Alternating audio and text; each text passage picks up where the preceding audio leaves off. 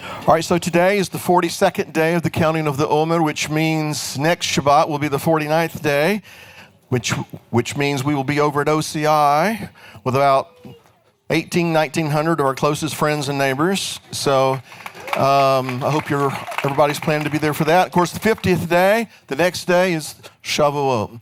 So we're right here at the end of the countdown. So today is the 42nd day of the counting of the Omer. And as we acknowledge that, we go into the fourth book of the Torah called Numbers, or Bamidbar, which means in the wilderness.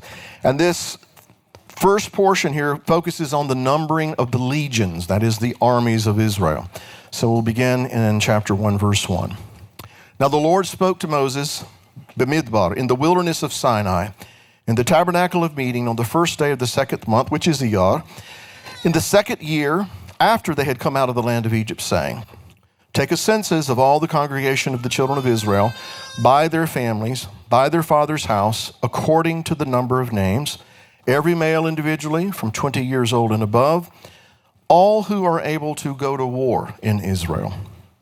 You and Aaron shall number them by their armies. So overall, this portion is going to deal with the numbering of the peoples, their different encampments, but it's also a history of the Mishkan. It's also a history of the sanctuary and the role that the sanctuary plays in the life of God's people. Because the Mishkan was established to be the focal point for his people.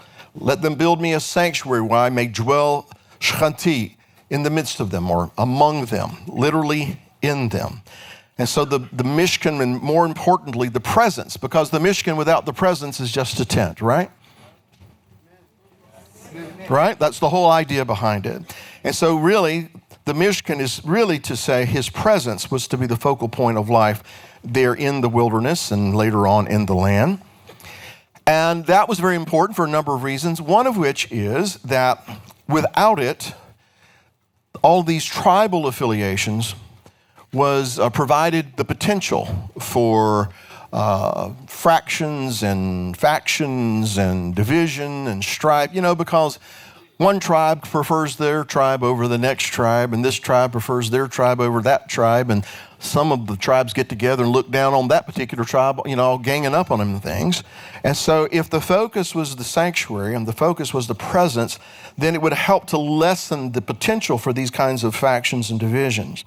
And so here is a fact that when we go through the Torah portion, this is repeated again and again and again and again in one way or the other, and that is that Israel as a nation, its development is filled with jealousy, rivalry, bitterness, anger, backbiting, betrayal, all these kinds of things. And we're talking about God's people, right? So the Mishkan was established, at least in part, to lessen the potential risk for these things. Tribal affiliation could be healthy, was healthy, if it was addressed and organized in the proper way. So this portion deals with who was who and what they were supposed to do very specifically. That is their duties. He was very detailed about it. I want this group to carry this, and this, which means I don't want this group to carry that, and that. Very specific. And this group is to camp here, and this group is to camp with that other tribe over there. He was very, very specific about who's who and what everyone was supposed to do. And so it is an attempt to transform a mass of families, 2 to 3 million people, and all these different families and all these different tribes and everything, to transform all these different families into one big family. So you can see where I might be going with this, right? All these different families here. By the way, Mr. Alvarado, where are you? Where are you at? He's upstairs?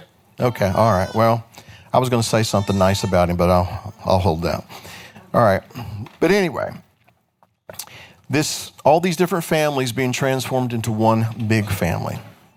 And so I would suggest to you that what he's doing with the nation of Israel, in principle, that is organizing, defining, determining this group does this and group does that. In a way, it's kind of the same principle anyway as when he, in the very, very first of creation, he says, let there be light.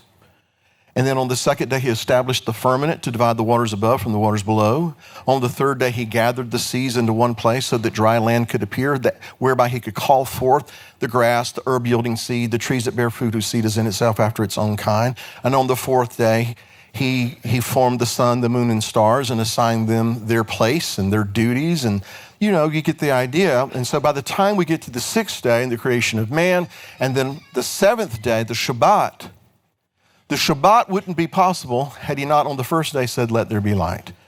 And all of the things that happened in their proper order and sequence were so that together, even though each day had a unique characteristic to it, each of those days together, when they were in their proper place, doing what they were supposed to be doing, he said, there's a word I'm looking for here, that was good, which is what? Tov. And again, what does Tov mean? Where you're supposed to be, doing what you're supposed to be doing, functioning in your purpose. You guys are you probably hear me saying this in your sleep now, functioning in your purpose. So again, principally what he's doing with the nation is what he did with creation, setting everything in order so that when every unique feature is in its proper place, the overall purpose is attained. So then when the tribes and the families within the tribes are serving the goal, everything is about focusing all of our attention on the worship of the Creator so that his presence would be among us, that he would remain with us. And that was to be central to the nation. And so all these tribes that he's numbering and all the families that he's addressing, all these tribes and families are distinct only in the terms of the role that they're going to play for the sake of national unity. That's why their uniqueness is important, because it has its proper role in the overall unity of the nation. Every one of them had unique qualities. Some of them had things that others didn't have, good and bad, but nobody had everything. I'm going to hit the pause button, go on a little rabbi trail for just a minute here. Not really a rabbi trail, but anyway. There is this concept in American government called separation of powers. You're familiar with that, right? And that is basically Bill's translation of what the founders meant, is that there is no man that can be trusted. Would anybody agree with that, by the way? There's only one that we can really, really trust, right? I can't even trust myself sometimes. Would you agree with that? Not that you can't trust me, that you can't trust yourself sometimes. I knew somebody was going to have fun with that one. But the founders understood in their weaknesses and in their, fallibility, they understood that man by nature is greedy, stingy, and all these other things. And so no one man should have all power. And so they decided we'll give this group some power, and we'll give this group some power, and we'll give this group some power. And nobody had everything. So that if this guy got out of line, this group of people could rein him in. And likewise, if they got out of line, well, he could kind of overturn them. And everybody was kind of keeping everybody in this thing called checks and balances. And it's kind of a biblical concept, really, because none of the tribes had everything. None of them had everything. All of them had something. And when everybody was doing their job the way they were supposed to be doing, the presence was there. Now, let's skip ahead, to today from the perspective of the founding fathers. I'm going to go out on a limb and say that the whole idea of separation of powers has been tossed out the window. And you've got a bunch of people in all the different branches vying for power to try to accumulate all that power. And surprise, there's chaos, not order. All right, so you with me here, right? So going back to the Torah portion, all of the tribes, and even the families within the tribes, some of them, had very unique qualities. Some of them had very specific duties, but no one had everything. And so likewise in a congregation, everybody in this room, the folks that aren't here today, the folks that are watching out there, all of us have been given specific gifts, talents, skills, duties, callings, anointings, those types of things, but no one has a monopoly on it all. Not one of us has it all figured out. And that's why all of us need one another. We need to be very focused on what Israel was to be focused on, that the central focus is his presence in our midst, him abiding with us, bestowing the blessing of his presence upon us, and it is our duty and service to do what he has given us to do. So in other words, it's not who I am that is the most important thing. It's not even what I do that is the most important thing. Who I serve, that's what's most important. And when I put that in its proper focus, then all these other things begin to fall into place. So in that vein, I want you to understand, it's very important that we all realize that I may have this talent, this skill, this duty, what have you. It's really important that we realize that everyone might not view the world the same way you do.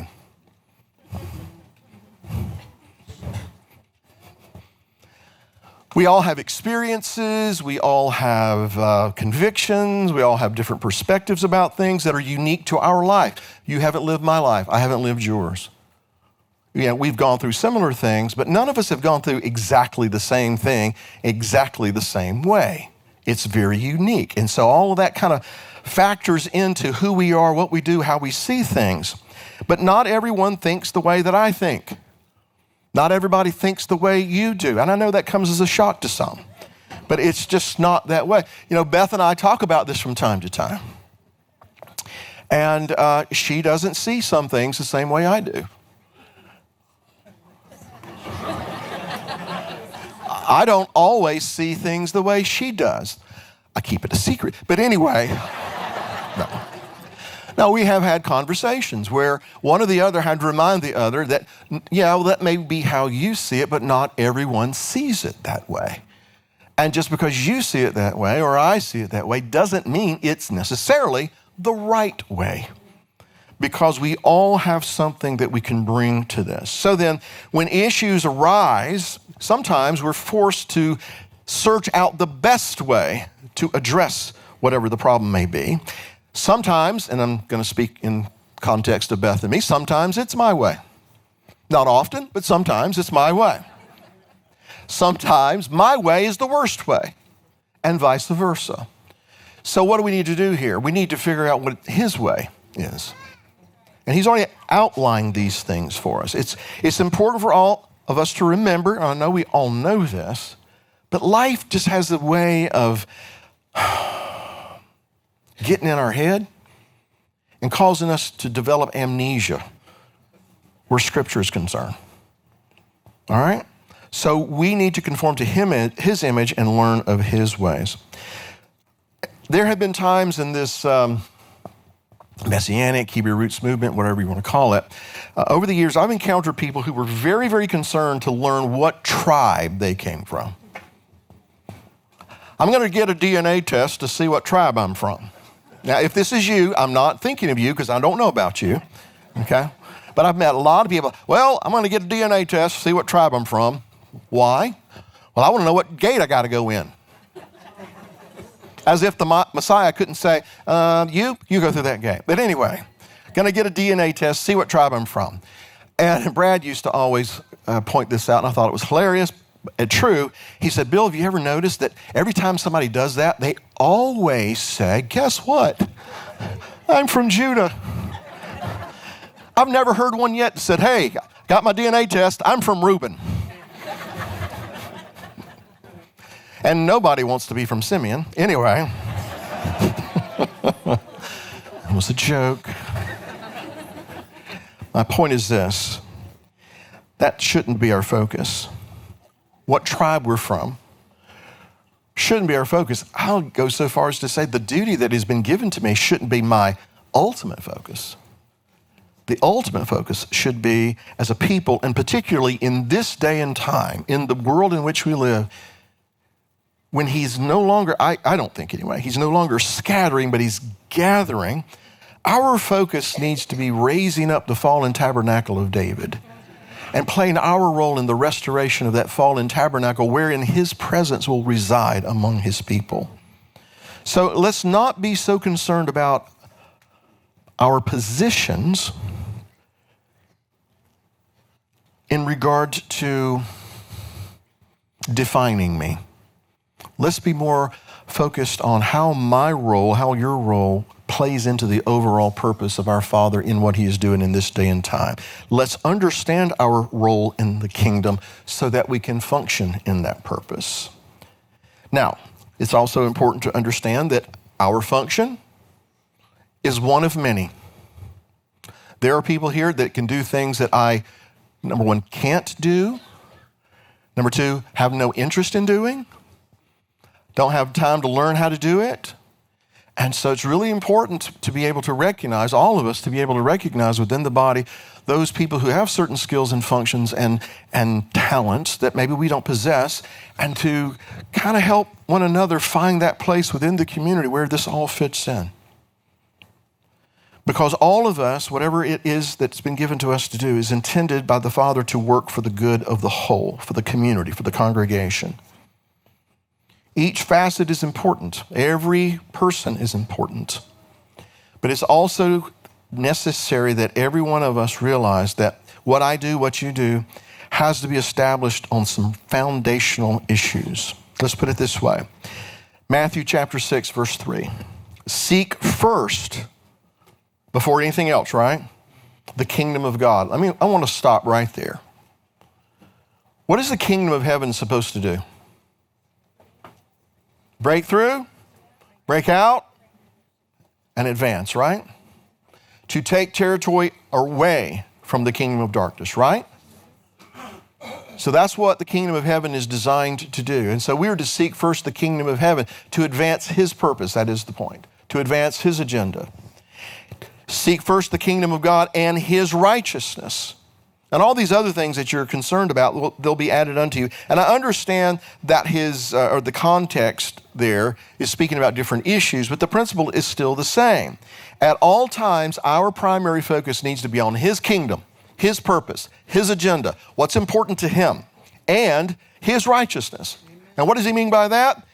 How he does things. What is righteousness?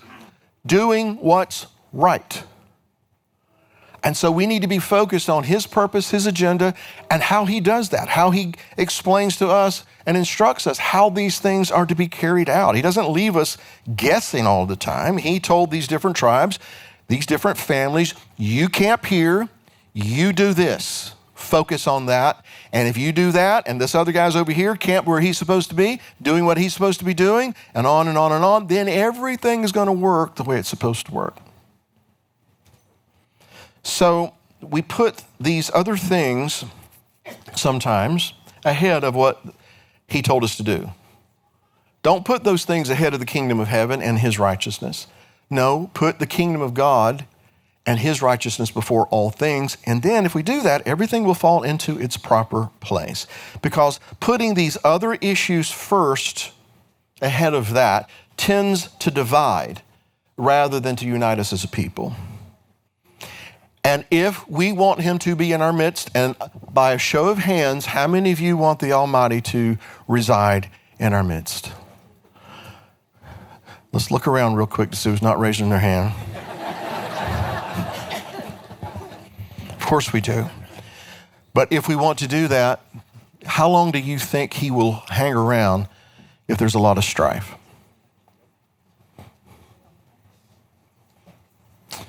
There were no iron tools used in the construction of the temple. We've talked about this before, because the clanging of iron is emblematic of war. Not war against the enemy, but civil war, internal strife. And his presence won't long abide that kind of thing. So that leads me to say this. We need one another, in spite of the fact that that other guy may not be my tribe. We have a saying around our house when we're talking about different things and different situations.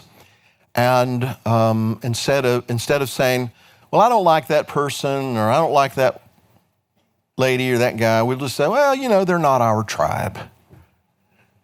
Nevertheless, even if they are not part of my tribe, they still have value, they still have use in the kingdom. We need to recognize that. We need one another, even when the other guy may not be in my tribe. If we are called his legions and his armies, then that again infers that we are to be at war with his adversary, our adversary. We are to take ground away from the kingdom of darkness. And so if we are at war with the enemy, that is going to require that you and I be able to trust one another. I know we have some veterans here and we have some combat veterans here. And I would dare say that none of them would have wanted to go into any kind of action not sure about the guy next to him, whether or not they could trust and depend upon them in a firefight. Mr. Lane, would that be accurate? Okay. In fact, we read it early in verse 3. One of the points of numbering the people was determined to see who is able to go forth to war, which would infer that there are some people who are not able to go to war. Because as they go forward into Canaan, it is as his hosts, it is as his armies. They are not to be some unorganized rabble just kind of wandering around wondering what to do. That's not the way of it. One of the reasons they had to go into the wilderness is so they could be transformed from this mass of families, and so that every family and every tribe would know exactly what they're supposed to do, because they're going to go in and charge with conquering a land and having to fight people who are going to resist them at every turn. And so if the enemy were to see them as just some squabbling mass of people fussing and fighting with one another all the time, that would have had devastating results for Israel. So our God knows what he's doing. And so the counting of the people was to see who is fit for battle. So then, prophetically speaking, it would suggest that in this day and time, if you really believe we're living in the last days, and I do. Now, I've heard that all my life, but I believe we're closer than we ever been. Well, yeah, duh. But, all we have to do is look around at what's going on. The world has gone crazy. It's lawlessness. It's just like Yeshua said. Lawlessness is going to abound. And if lawlessness abounds, the unfortunate part of that verse is he says that the love of many will grow cold. We cannot let that happen. And so if we're living in the last days, I would suggest to you that what this pattern suggests is only those who are prepared for battle and ready to possess the land are going to be counted. And so there is this pattern that says that you and I need to take heart.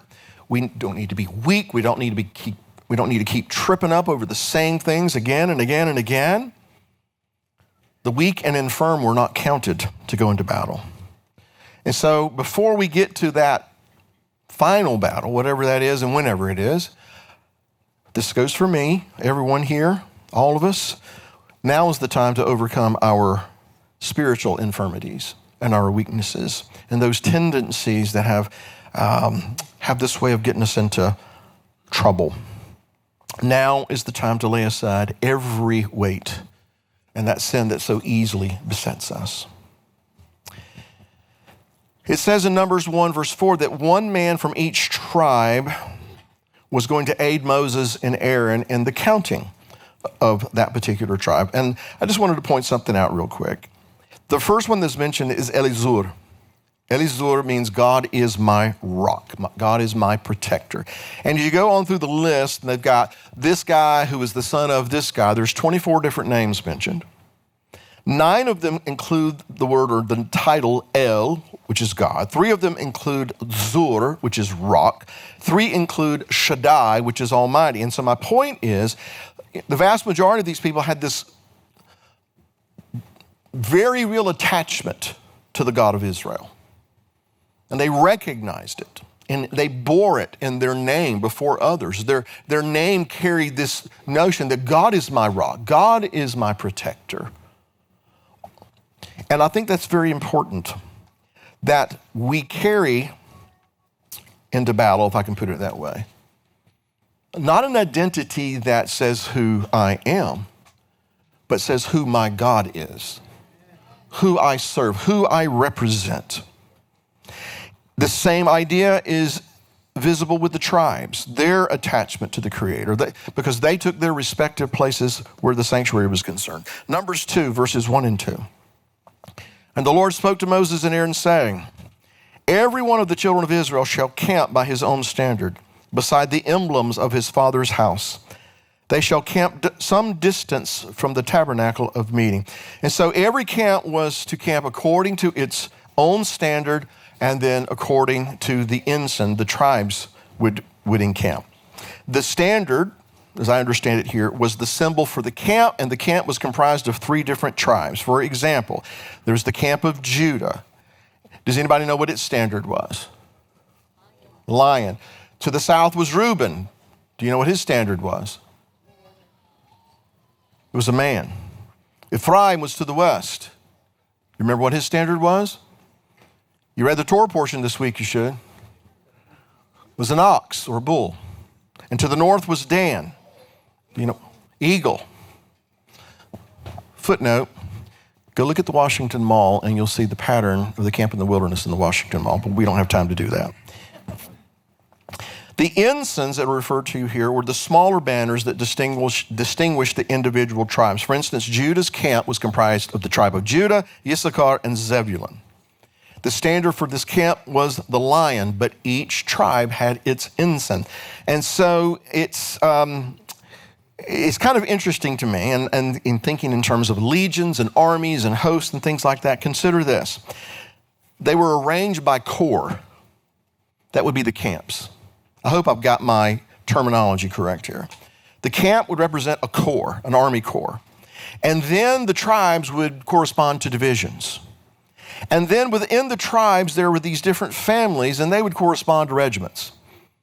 In other words, it's kind of designated according to or assigned different military, what's the word here? Organization, I'll use that word then. But not only is it military in nature, but it's family, it's familial. So it's just kind of underscoring the notion that he's taken a group of people, this mass of different families that were slaves, and now he's going to transform them into an army in the very, very real way. And so when you have all these different banners and all these different ensigns and the people are where they're supposed to be, what was the focal point?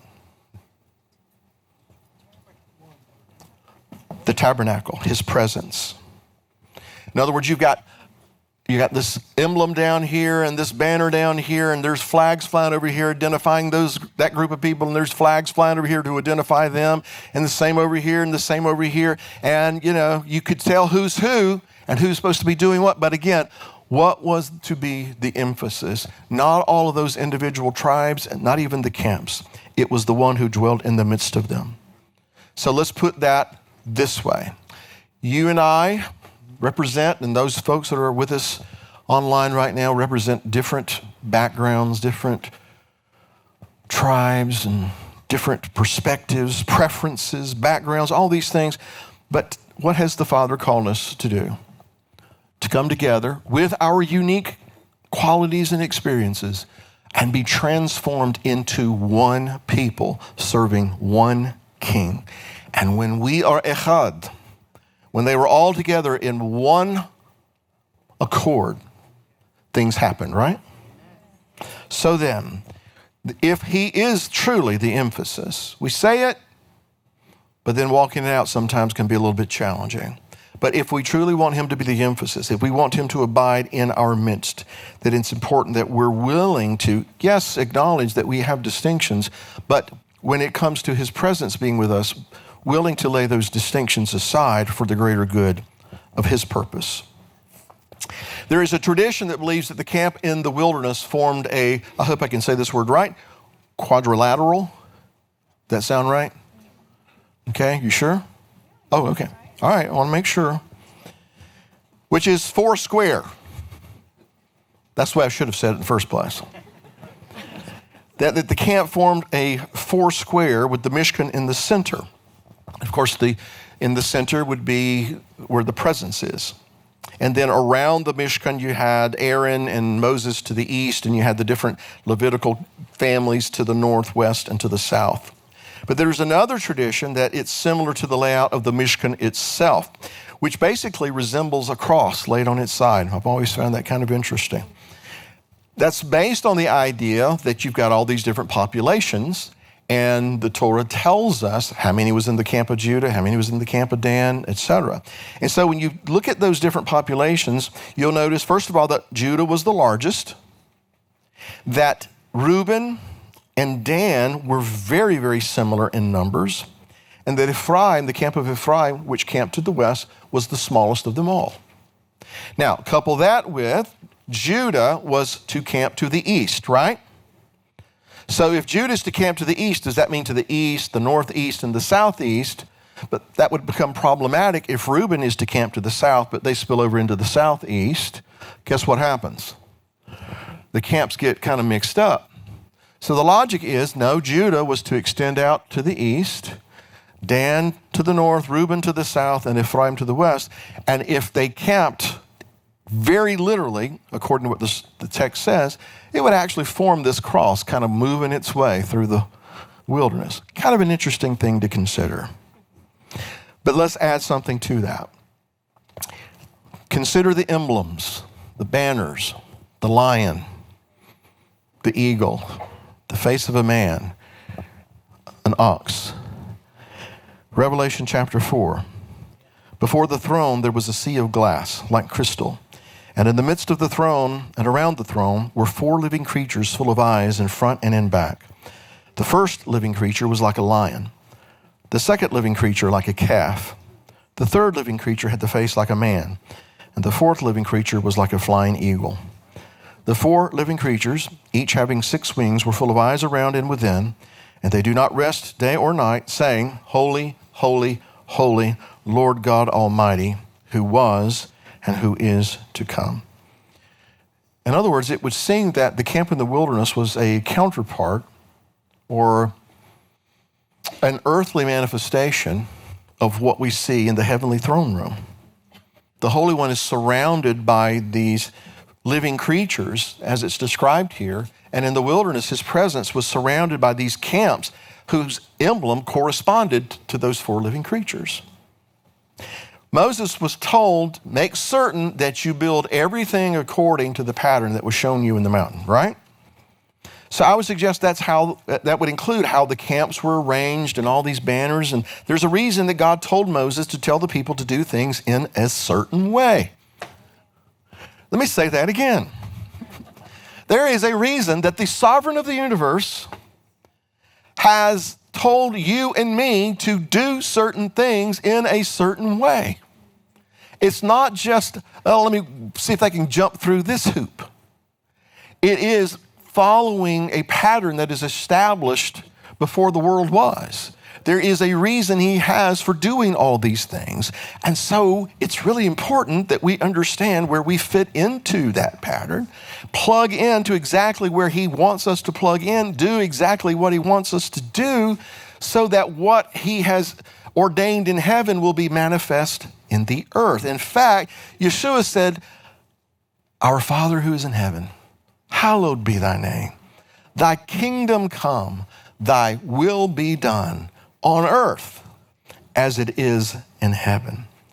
And so I'm going to suggest to you that the pattern that Moses saw to follow, that was manifest in the wilderness, did not end when the sanctuary in the wilderness. The pattern and the purpose did not end when the first and second temples were destroyed. The pattern continues for this day. It is for this day.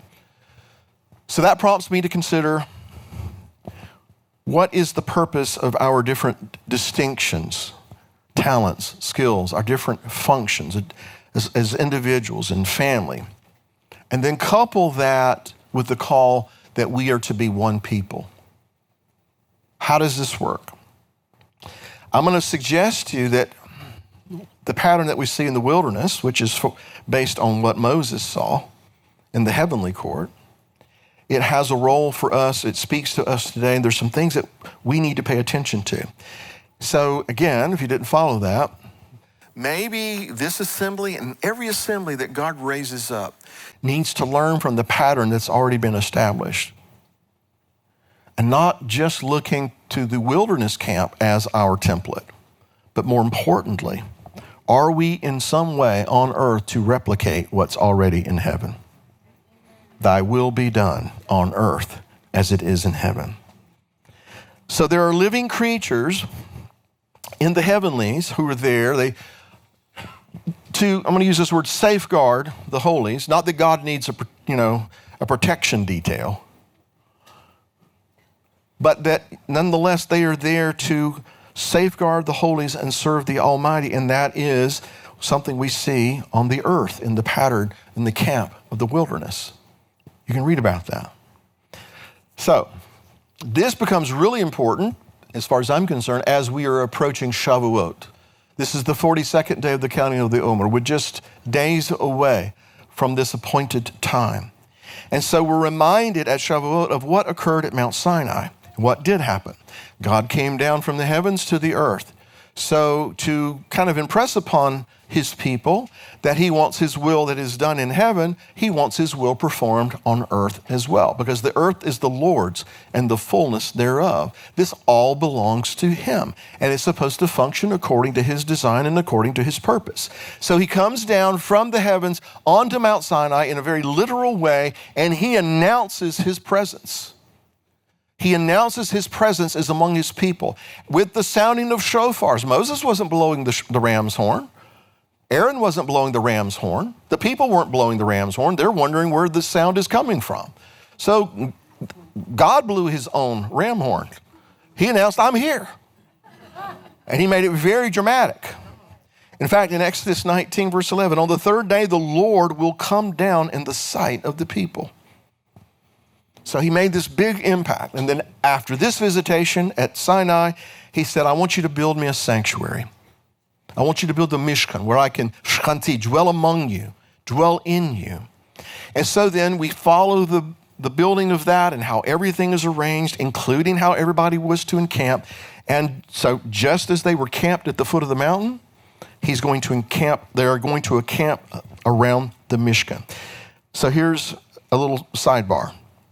Judaism considers the sanctuary, the temple, the wilderness tabernacle, considers it to be a permanent substitute for Sinai. What they mean by that, or what I interpret their meaning to be, it's not every day that you go to a mountain and see God come down on top of the mountain, speak from a thick, dark cloud with lightnings and thunderings and all these kinds of things. I mean, how many times have you seen that? Right? Doesn't happen every day. And yet that experience was to impress upon them the importance of God being in their midst, not only as a protector and a provider, but also the one to be honored and served and revered. He's holy. And I'm entrusting to you a mandate, something that's very important, whereby my will, which is done in heaven, will be performed on earth. And so he visits them. And so the tabernacle was that permanent reminder. The temple was to be that reminder that his presence is among his people. It's just that as they're making their way through the wilderness, what happened at Sinai is mobile. It's not stationary, right? The presence of God isn't stationary. It's not exclusive to one place. God's everywhere all the time, right? That's why it's called Hamakom. He is the place. He is in every place. And so he's not going to just stay in the wilderness. He's not going to just stay in Jerusalem. In fact, when those temples were destroyed, what do we see? His presence began to go out into all the nations. So here's what I'm trying to get to. We are regarded as the temples of the Holy Spirit. We are supposed to house his presence. And with that comes this great responsibility to make certain that his will, which is performed in heaven, is performed on earth. So this pattern that we see with the sanctuary, the camps, the tribes, maybe we should learn a little bit more about our duties here from what they were given. Here's one thing I want you to consider. Are y'all still with me? All right. It says that the Levites, the different families of the Levites, were to camp around the Mishkan as kind of as a buffer, more or less. Verse 52 of chapter 1. The children of Israel shall pitch their tents, everyone by his own camp, everyone by his own standard, according to their armies.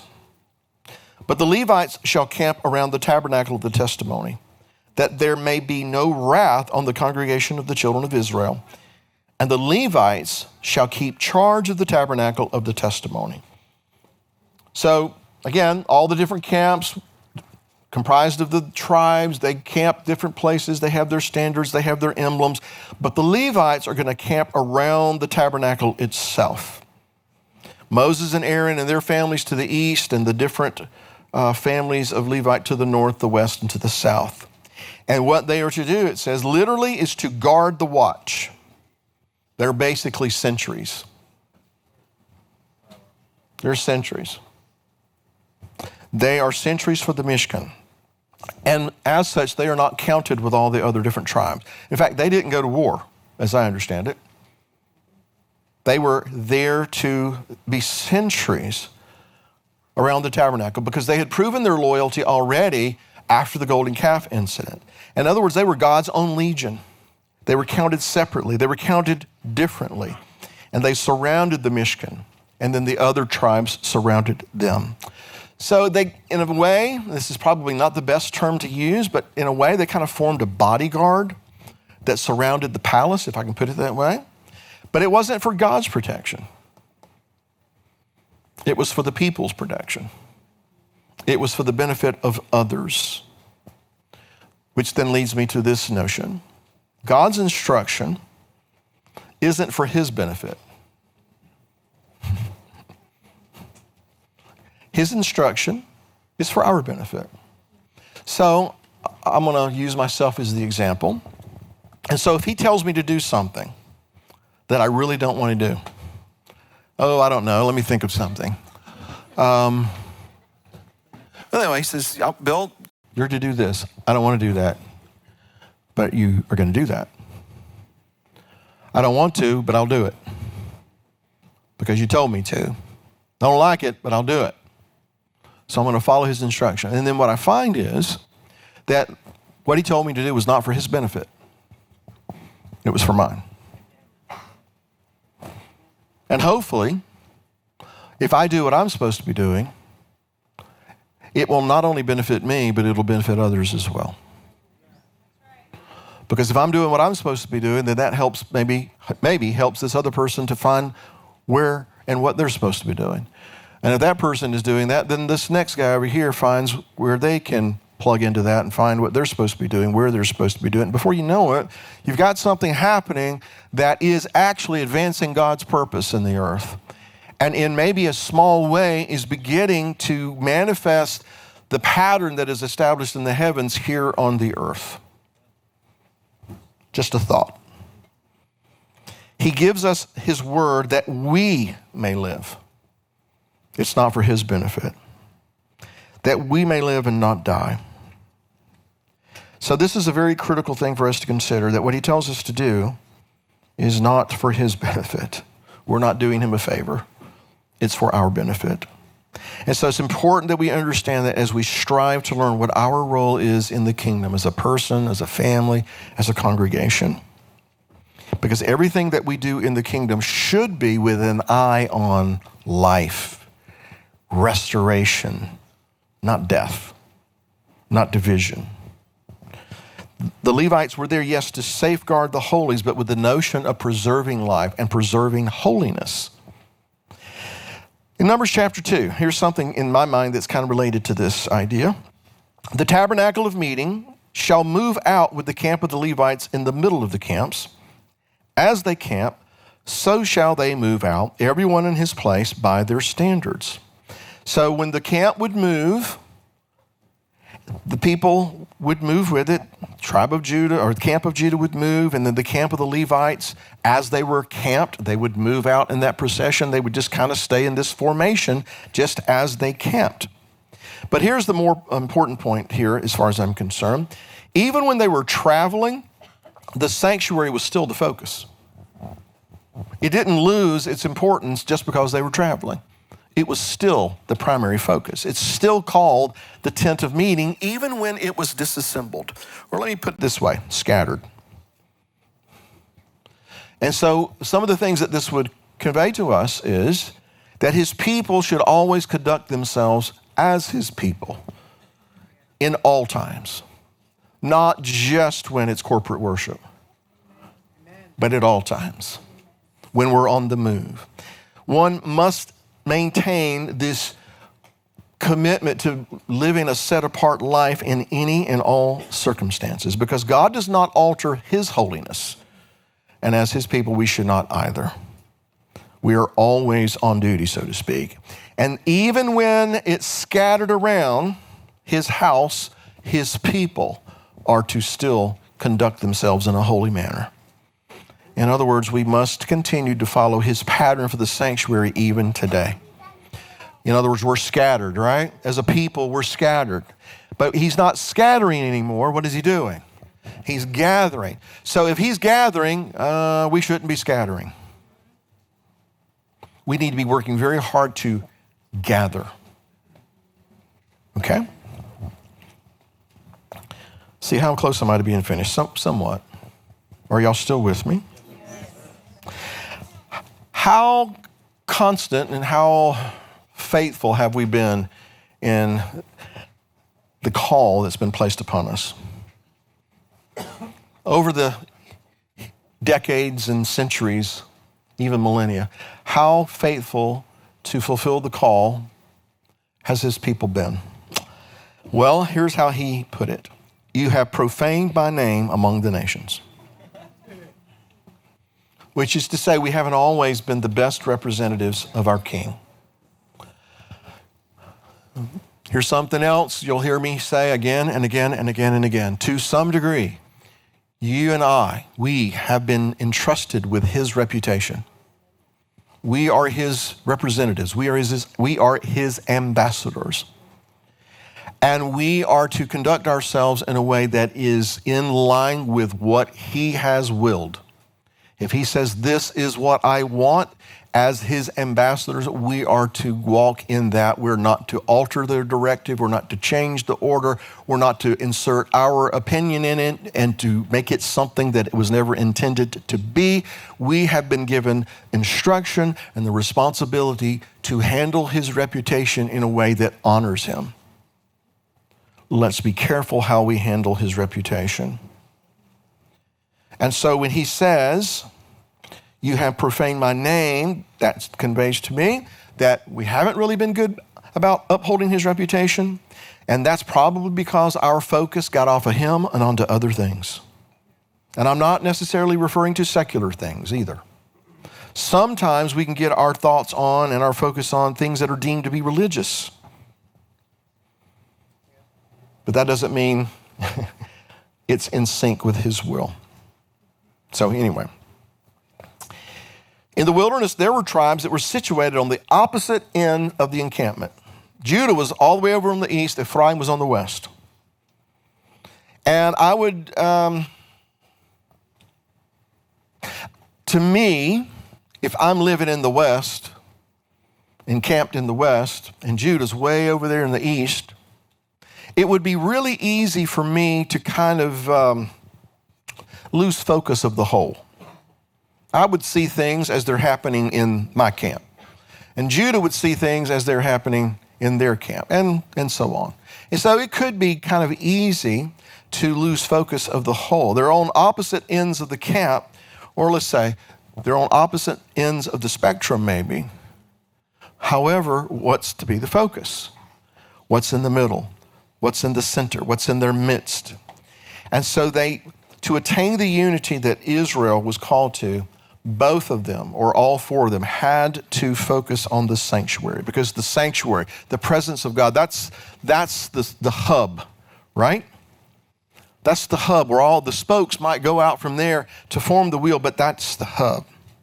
And so once again, we don't need to lose focus of his purpose, the whole picture as he's laid it out for us. All of us are distinct, yet all of us are called to be one under his leadership. And the only way that's really going to happen is if we continue to focus on him and his presence. I'm almost done. Let me share a couple other things with you real quick, and I got a story I want to share. Let's look at the word midbar. Can you put that up there for me? Mem dalet bet resh. Be midbar is in the wilderness. Midbar means wilderness. But that same word can be pronounced medaber, which means to speak. So it's interesting, has always been interesting to me that God chose to speak to his people in the wilderness. Medaber, midbar. He spoke to Elijah in the wilderness. He spoke to Moses in the wilderness. And, to some degree, he even used Yeshua, he even spoke to Yeshua in the wilderness. Why the wilderness? Well, in the wilderness, you're less likely to have the distractions of whatever sporting event is going on. If you're trying to keep up with the Kardashians and all that jazz and all those kinds of things. I hope you're not. No, move on, Bill. There are a lot less distractions. Sometimes God puts us in the wilderness so he can speak to us. So what is he saying to us in this portion? One of the things he says is that we need to report to our post. We need to function in our purpose. We need to hear his voice. This is what I want you to do. This is where I want you to be. This is why, etc. We need to learn what it means to function in our purpose, which includes recognizing the value and the role of those who aren't part of our tribe. Recognizing that God places value on those who are not in our tribe. He has not given anyone everything. He's given us all something to bring together. Functioning in our purpose includes working with those of our tribe and then safeguarding what has been entrusted to us, those things that are holy and sacred. It is part of functioning in our purpose to make certain that our relationship with him is as it's supposed to be, obviously, but also with our spouse, our family, our children, but also our relationships with our brothers and sisters, and to make sure that we stay focused on the mission that he's given us, not our agenda. We're laborers that have been sent into his field to do the work. It's his field.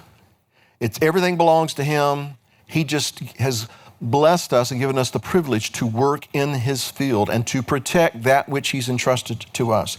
And we all know what happens when we don't guard, right? The adversary sneaks in, the parable of the wheat and tares. That's what that's all about. There's a field filled with wheat, but the enemy comes in and he sows tares in the midst of the wheat. And why? Because men went to sleep when they should have been guarding the watch. So I'm almost done, but it's not an accident that this portion addresses some of these things that we're talking about at this time as we're making our way to Shavuot. And it's not, I don't think anyway, accidental that the whole parable of the wheat and tare corresponds with some themes that we see regarding Shavuot.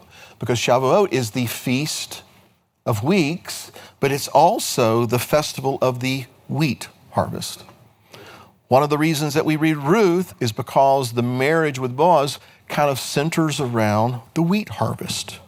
So there's this connection to Shavuot. And what I'm trying to get at here is maybe there are some themes in the parable of the wheat and the tare that we need to apply to this season that we are in right now. There's a very interesting tradition about Shavuot, and that is that, according to what we see in Exodus 19, for 3 days you set bounds. You can find the basis of that in Exodus 19. You set bounds. You're anticipating, you're preparing for what's about to happen. And then the night before Shavuot, there's this tradition that you stay up all night in prayer and contemplation, and because you are waiting, you're anticipating the revelation that is coming. And so you don't go to sleep. That's the tradition. Because when we go to sleep, guess what happens?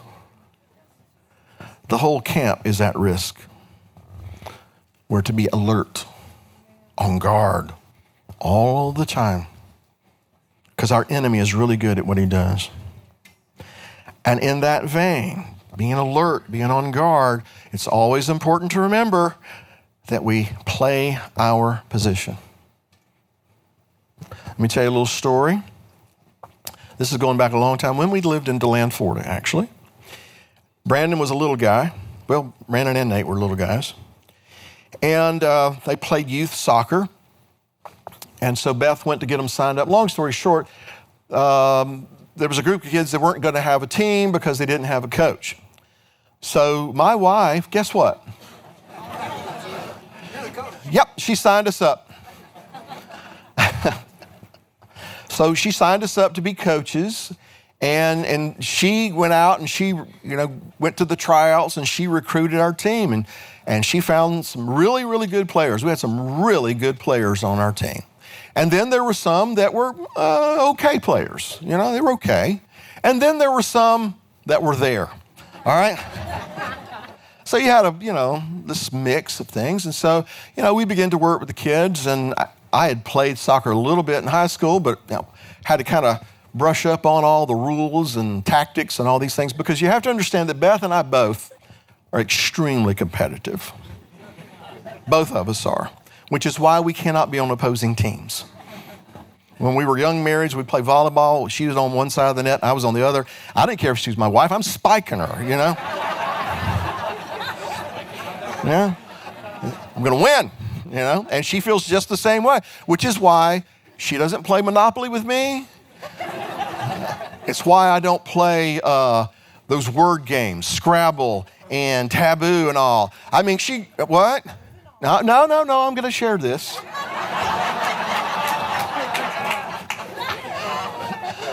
The reason I won't play those games with her, she'll be with some women. They'll play these games like, I forget what it is, categories or whatever, and Taboo, and your teammate gives you a clue, and you're supposed to be able to guess, but there's certain words you can't use, and the guys will be losing like 97-0, because the women are over there. This famous author, Herman Melville, yes, I'm like.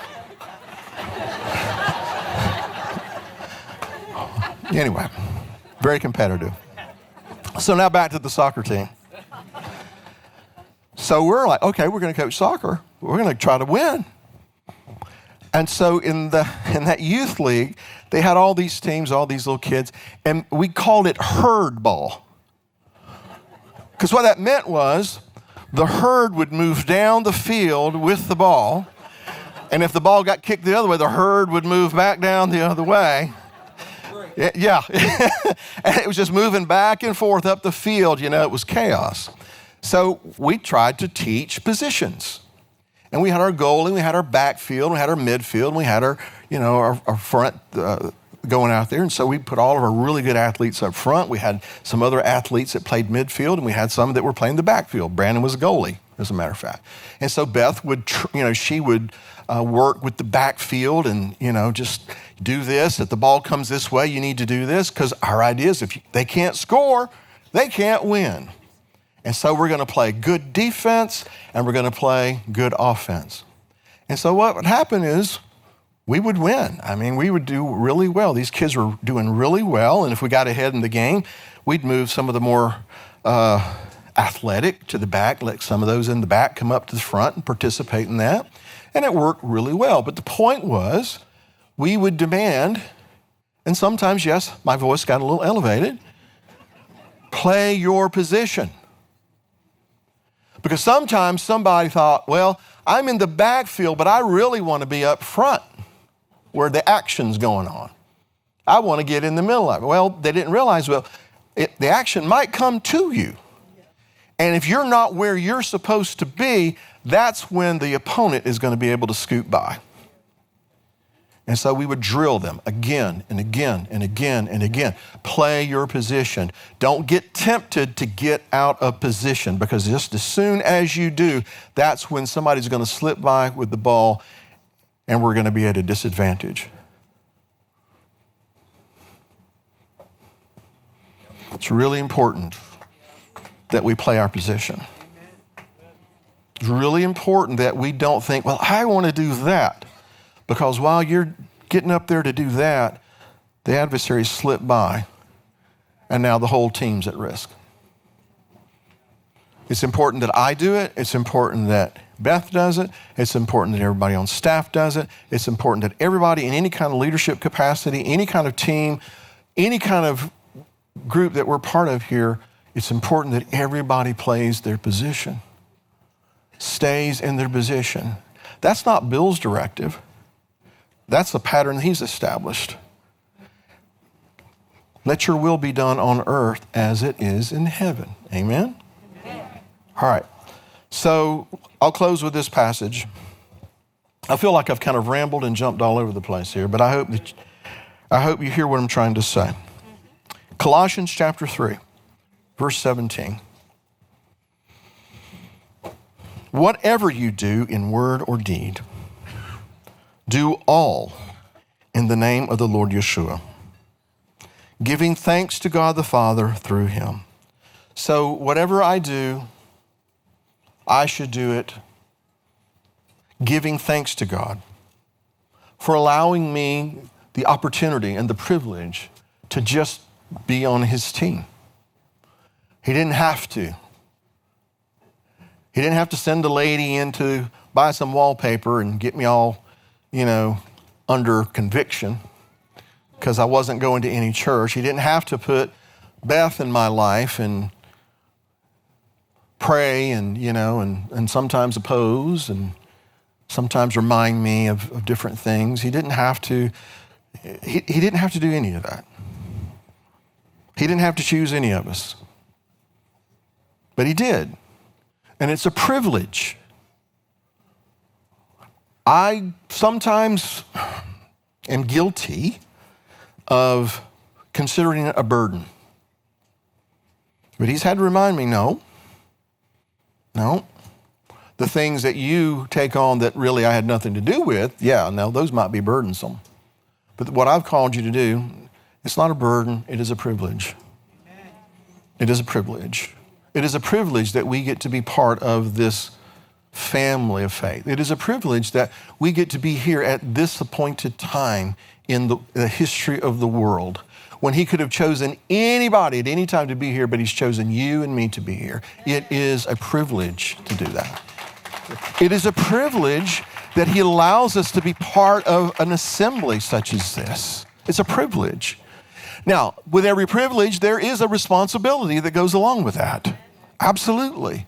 And it's very important that we uphold our responsibilities. But let's remember what Paul's saying here.